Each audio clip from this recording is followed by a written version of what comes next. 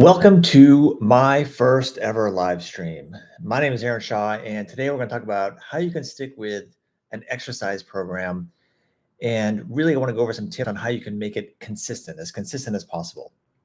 I am a strength and conditioning specialist, as well as an occupational therapist, and I have worked with thousands of clients through the patients and clients through the years. And I think that we all know that it's important to exercise. We know that physical strength is important. We know that cardiovascular health is important.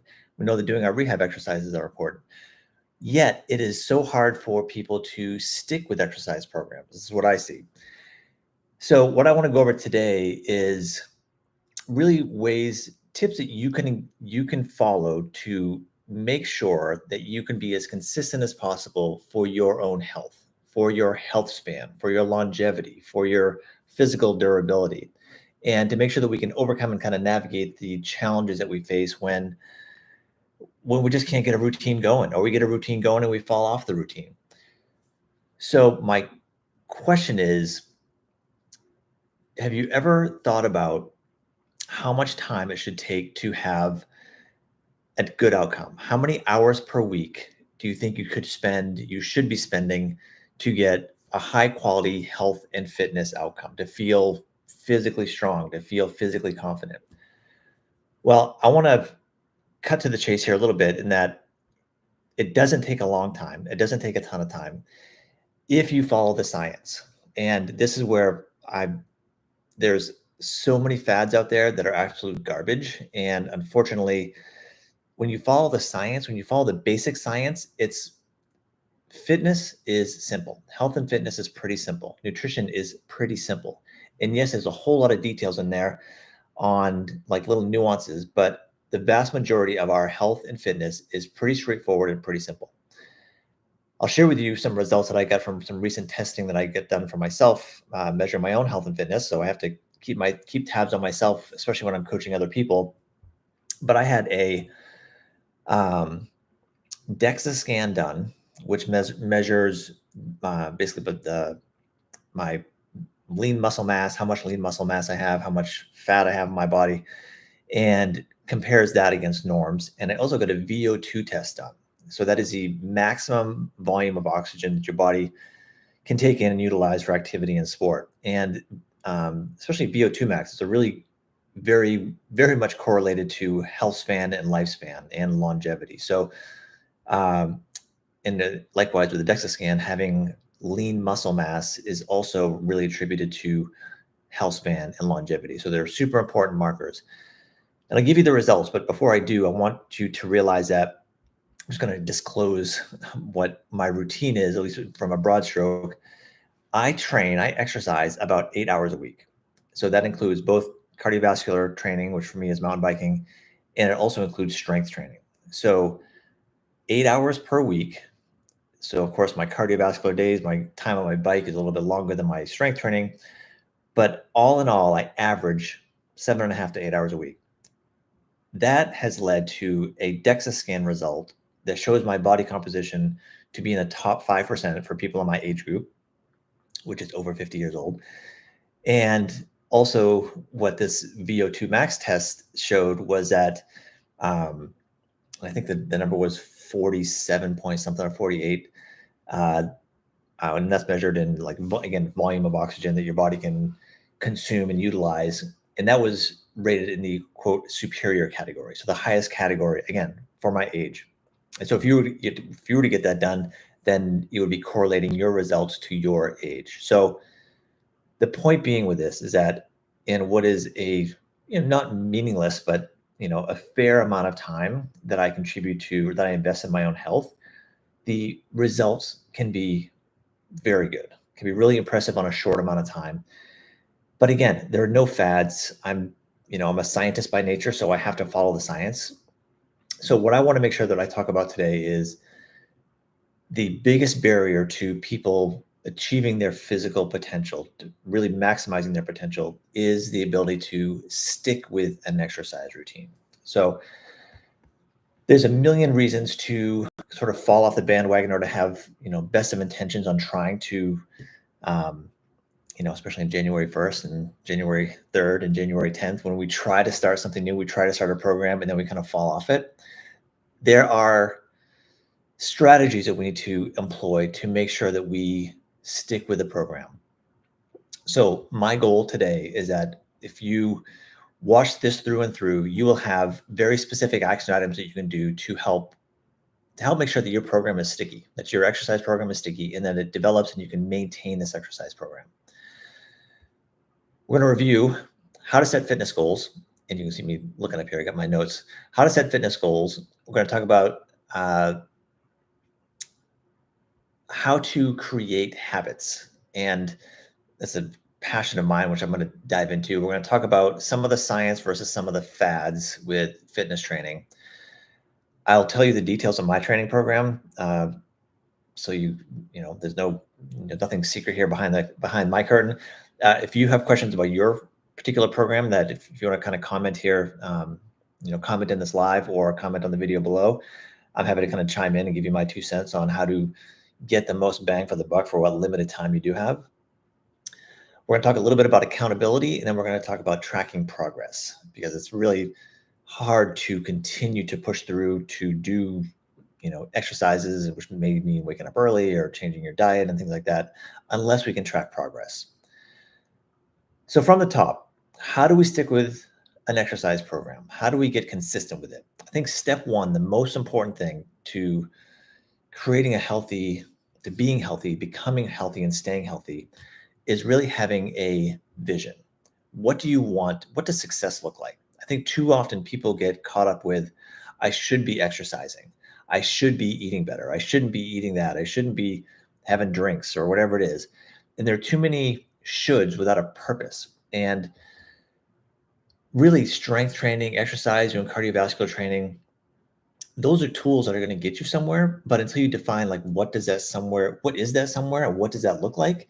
It's basically like, going to Home Depot, buying a ton of tools, spending, ton of time, spending thousands of dollars on tools, and you buy all this stuff, you invest all this stuff, you haul it back home, and you have no plans to do anything with it.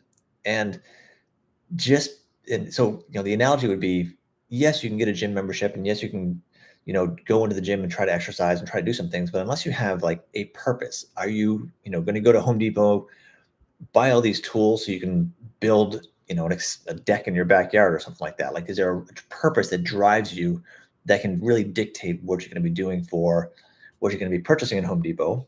Or in our case, with health and fitness, what does your fitness look like? What does your physical durability look like? What does it feel like? And the exercise that I like to go through, which I talked about on one of my podcasts, is envisioning yourself in the future. So literally, I am training today to make the future Aaron Shaw at 70 something years old happy that I've been training the way I am today, because when I'm 75 years old, I want to be riding my mountain bike. That is really important to me. And I'm going to be the 75-year-old guy that is riding his mountain bike. And therefore, I need to have some physical strength. I need to have some cardiovascular health. I need to be able to tolerate the inevitable occasional spill and occasional wipeout and not break myself in half. And that vision, which is very clear in my head, makes that motivation, really helps me be consistent with my exercises, because I don't want to let myself down. And so it doesn't matter if I have a gym membership and there's weights there, and if I have a bike and all this stuff, there has to be a purpose to take all of these tools to create something. I'm creating a future self. So for you, if you could take the time to literally take pause and think, what does a healthier you look like? Not how you're going to get there, just what does that look like? What does that feel like? Because once you create that vision in your mind of the way you're going to be in a year from now, or in 10 years from now, or in 30 years from now, make that vision colorful and powerful and meaningful. So when you see that in your mind, it makes it easier to be consistent with the decisions you make today. But it has to be clear. It has to be crystal clear, because simply waking up and saying, I should exercise, is an awful way to stay motivated, because it's hard to do. It can be really hard to do to kind of stick with a program until you build a really major habit out of it. So to start with, have a good vision. And with that, let's talk a little bit about goals, like the actual goal of, what does that vision entail? So that may entail having more muscle mass. It may entail having lower body weight, which I think is, probably the number one thing that people come to me about and talk to me about when they find out what I do is, how do I lose weight? Well, I think to think about, it's okay to have this vision of perhaps a leaner version of yourself, to have, a good DEXA scan, whether you have more lean body, less percentage of body fat, that's great. But what's even more important, I think, for sustainability of an exercise program is the process. And what that means to me is the goal is the process. The goal is being a person who wakes up and goes to the gym 3 days a week, being the person that makes healthy meals, being the person that doesn't eat fast food, being the person who rarely, if ever, drinks alcohol. Those are processes. And if the goal can be more about doing those processes that we know are healthy, that are positive for our health and our health span, the result, the byproduct of those processes, the byproduct of that is your goal, or is the success. So when I just got this DEXA scan, so I'm just sitting here looking at it. So I'm in the 5th percentile of, my body mass for my age. That was not a goal of mine. That's just a byproduct of the lifestyle that I live. I did not ever sit down and think, how am I going to get from whatever percentage down to a 5%? It wasn't a thing. It's not a thing. Same thing with my VO2 Max. Those numbers, I'm very proud of it because I've put in the work to get that and maintain that level. But the true goal is, I am the guy that I get up and I ride my bike a certain number of days a week. I do it in a certain way. And so if your goal could be focused on being the person that sets the alarm, puts in the work, goes to the gym, does the workout, the results happen after that. You don't need to worry so much about the results after that. It just takes care of itself. So you have a clear vision with what success looks like to you. You have goals that are going to be process oriented. So again, the process is, you are the person that goes to the gym 3 days a week at a certain time, or you go to a certain class a couple of days a week consistently. Just making that your goal. Don't worry about losing X amount of weight. The weight will come off. Don't worry about gaining a certain amount of strength. You will get that strength by the process being the goal.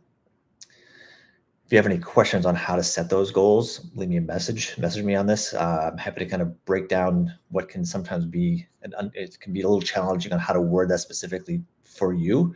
But once you get this wording down and you own it, the process, the ability to consistently exercise gets a lot easier.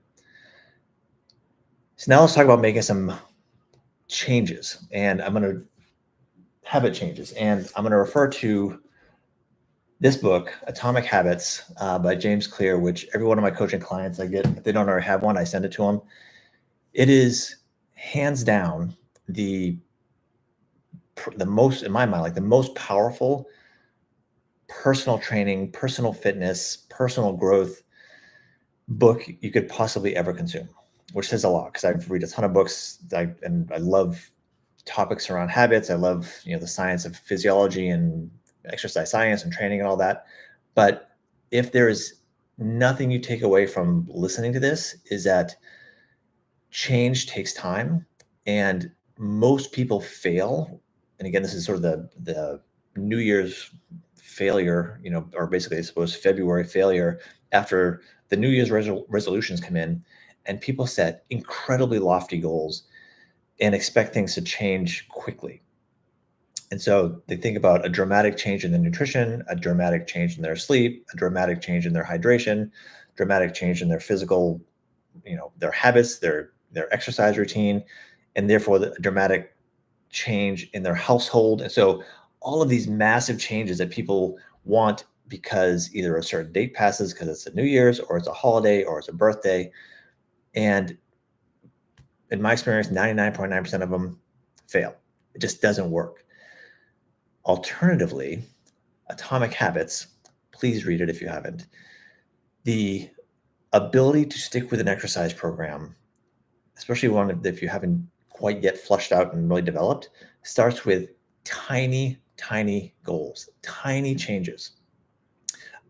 Many of my clients that are really trying to get into the habit of exercising consistently and are really passionate about trying to be healthier to extend their health span, but don't really know how to start or have tried and had a hard time kind of staying on the bandwagon. When I start working with them, I am a fan of the 15-minute workout or even a 10-minute workout.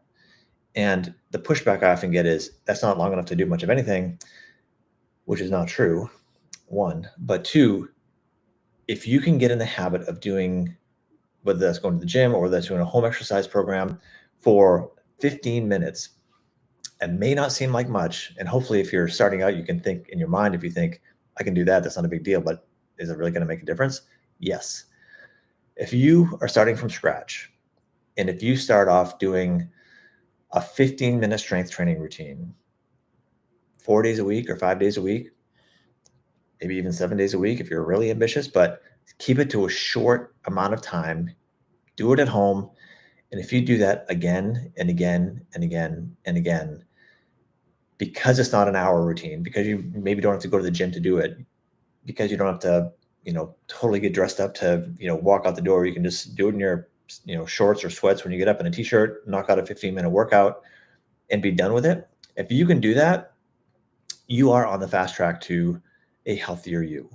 You can make dramatic changes starting with a 10 or 15-minute workout. The idea of Atomic Habits is taking big, lofty goals that require maybe dramatic changes in your lifestyle and habits and breaking them down into the tiniest little pieces that may seem like it's almost not worth doing at all. But in a sense, that's great, because if you can break down a big goal into a tiny, tiny, tiny little piece, and if that to you feels like there's, it would be impossible for you not to succeed, great, do that. And do it again and again and again and again till like it's so automated that that 15-minute workout seems like it's nothing. Well, make it 20 minutes. Great. Or maybe add in one more exercise. As I tell all my patients and all my coaching clients, there isn't anything we can't make harder. No matter what the exercise is, no matter what the activity is, we can always make it harder. But if we make it too hard to start with, you're not going to be able to follow through. So start small. And even right now, I think that for like in this moment, as you're watching this and you're thinking, oh man, I wish I could, do something. I just can't, motivate myself to get in the car and go to the gym or something. Right here, as you're watching this, you can hit pause or you can stop this and do a plank or do as many push-ups as you can, whether it's, flat on the ground, whether it's with knees on the floor, whether it's, elevated on a chair or something, or do air squats. You can kickstart your program and doing a little something. If you don't think air squats are hard, again, just going up and down, do it for 2 minutes straight. I promise you, they can be challenging. So you don't need to overcomplicate things. So starting off with even a few minutes of moving your body is better than nothing. Over time, that can develop into a more robust, detailed exercise program. But please don't underestimate the atomic habits, the tiny, tiny habits. And I could go on about nutrition in the same sense. Don't need to do a wholesale change of your nutrition. One less fast food meal is a win.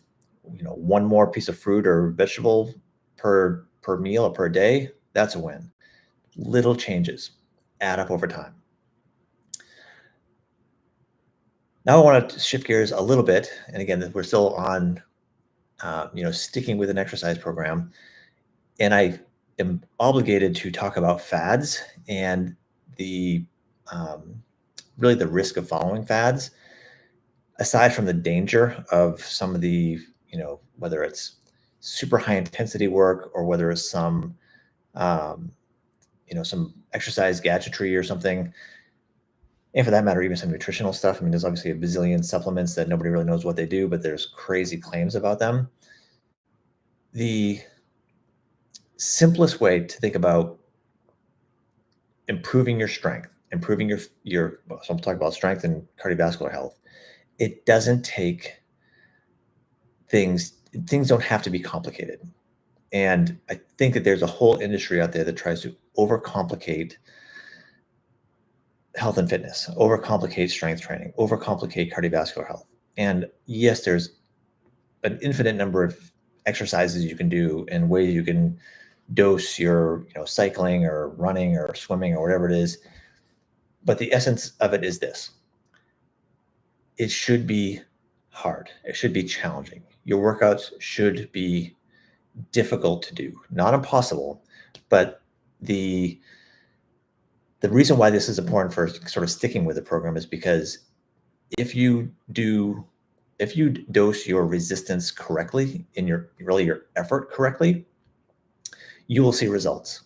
And if you are too easy, if you go too light, you're not going to see results, and you're going to be disappointed, and then you're going to throw the whole idea of exercising out the window. What I can tell you is that, this is going to be kind of a broad statement, but walking your dog is not strength training, and it's probably not improving your cardiovascular health unless you are rucking, unless you have like a backpack on with weight. Should you walk your dog? Definitely walk your dog. It's good for you and your dog, but don't confuse it with proper exercise unless you are starting at a very low level. Same thing with, some of these articles I've read online, dancing, playing music and dancing in your living room, great for the spirit. Awesome. Knock yourself out. Is it strength training? No. Is it going to improve your cardiovascular health? Not unless you are like barely getting yourself up off the couch after having some sort of, disease or some sort of problem. Dancing is not going to do it. Walking your dog is not going to do it. So too easy. The other end of the spectrum, does it have to be high intensity training, high intensity interval training? Does it have to be brutally hard? No, it doesn't. It doesn't have to be hard. It doesn't have to be dangerous. There's a lot of, suggestions on certain exercises or types of exercise that are just straight up dangerous. And, when going to certain gyms or being involved in certain classes, oftentimes instructors are, the sense of that community and the sense of being super, rah, powerful can put people in a position where they're at a higher risk for injury. And the reality is, the science is that if you are strength training, if you are lifting weights, pushing and pulling weights with resistance or resistance bands, you should think that resistance is 6 or 7 on a 10 scale.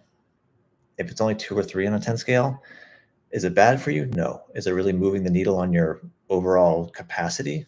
Probably not. You're probably using the capacity that you already have, which is fine for maintenance. But if you want to improve your strength, you need to have moderate resistance, moderate effort at least. And occasionally you need to have effort that is really hard.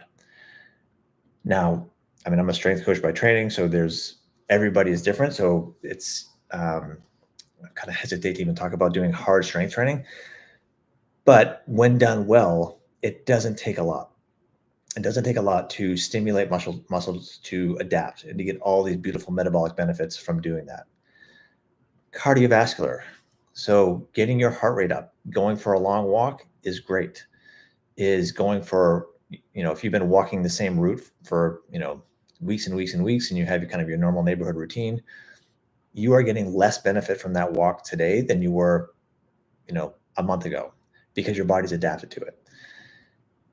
Is walking the dog around the neighborhood going to change your VO2 max, this great measure of your overall cardiovascular health? No, it's not. Occasionally, and dare I say regularly, you need to be exercising with moderate intensity. Heart rate is up, you're sweating, your respiratory rate is up to the point where you really can't carry on a conversation. Do you need to do that 7 days a week? Definitely not. Several days a week? Definitely. Several days a week, you need to be stimulating the system that is going to maintain heart health, cardiovascular health. Again, the purpose of this is to make sure that you're sticking with an exercise routine and to be consistent with it. But I think the value of sticking with an exercise routine is that you need to see results. And in order to see results, you have to exercise properly. We have to stimulate our body properly, which means it's not just walking the dog and it's not doing crazy, dangerous exercises that we see on social media. In the middle is the science, and it is doing things that is uncomfortable, moderately uncomfortable for us to physically achieve. That leads to results. And when you get results, it feels pretty cool. And when you have results that both feel good, maybe when you step on the scale, or when you look in the mirror, or when you go to some place and you get a test done, you go to see your primary care doctor and your numbers change, that's awesome.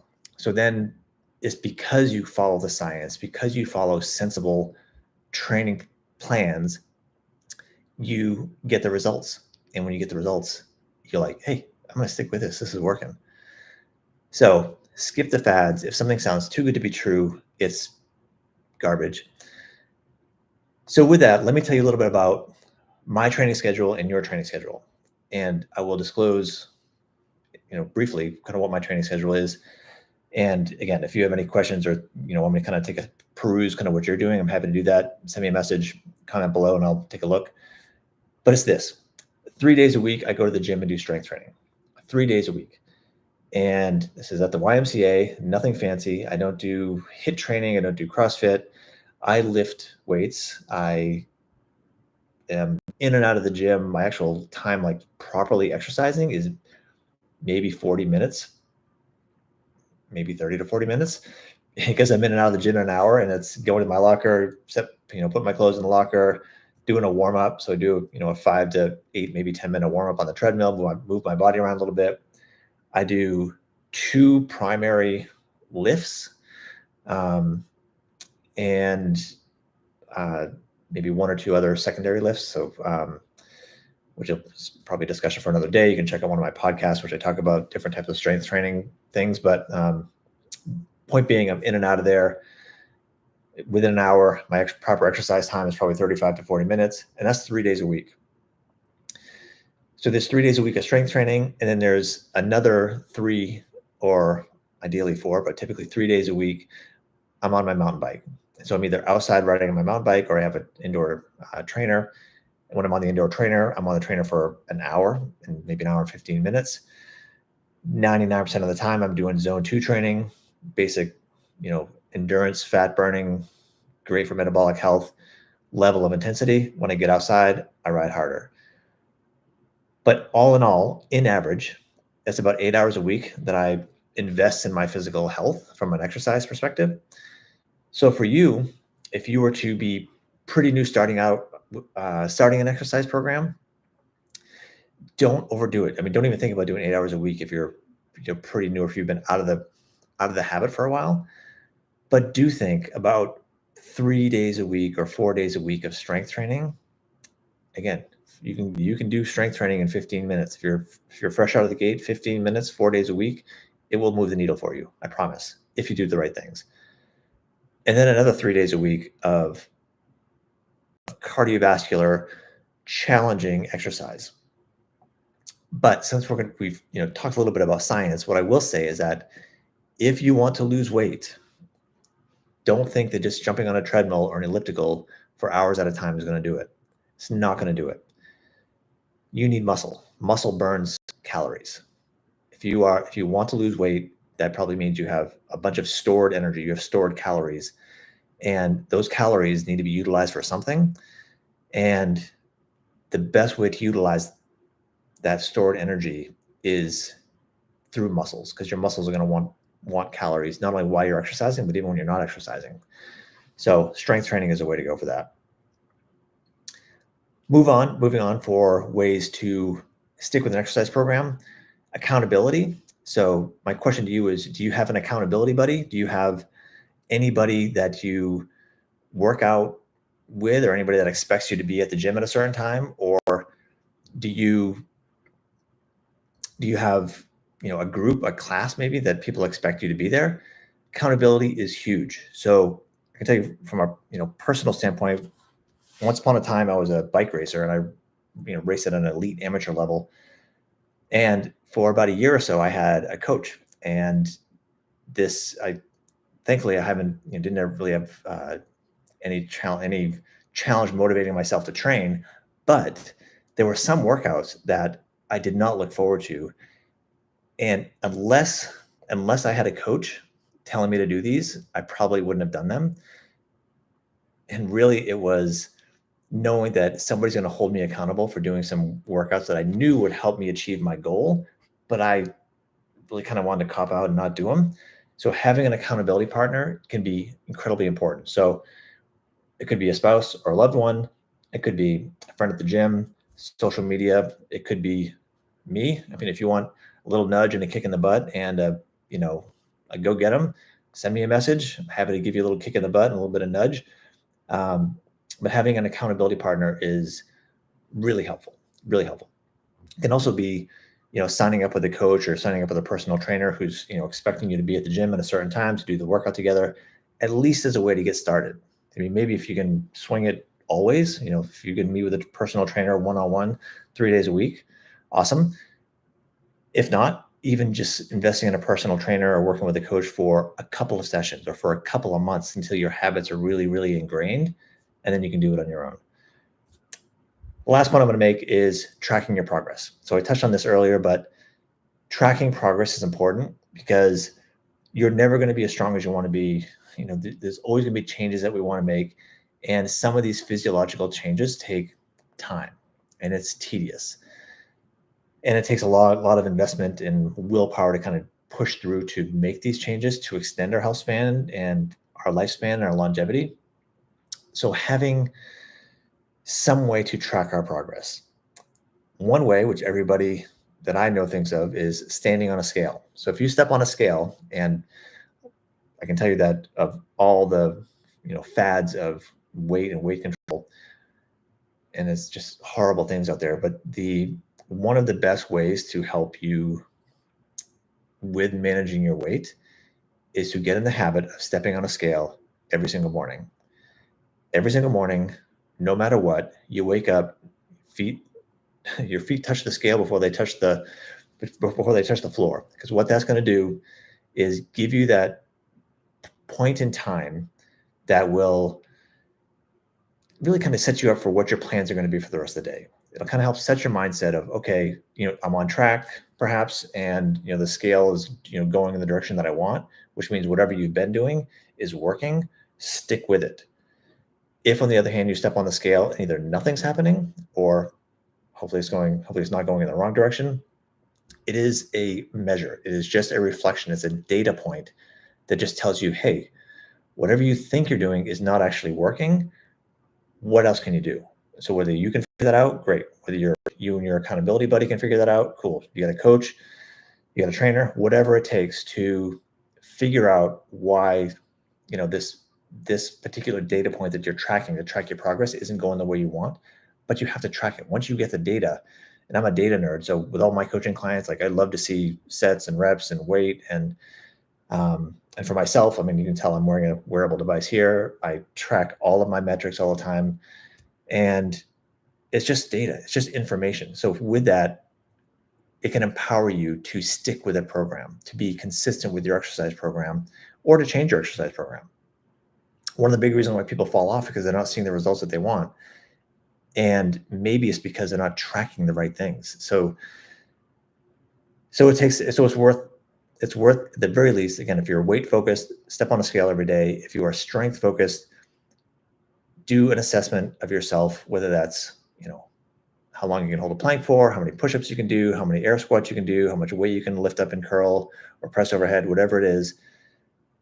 Do yourself a favor and assess yourself, or have somebody work with you to assess your capacity today or at a point in time, and then reassess that in 4 to 6 weeks. Because no matter what you're doing for a program, within 4 to 6 weeks, you should see a change in your capacity. You should see a positive change within 4 to 6 weeks.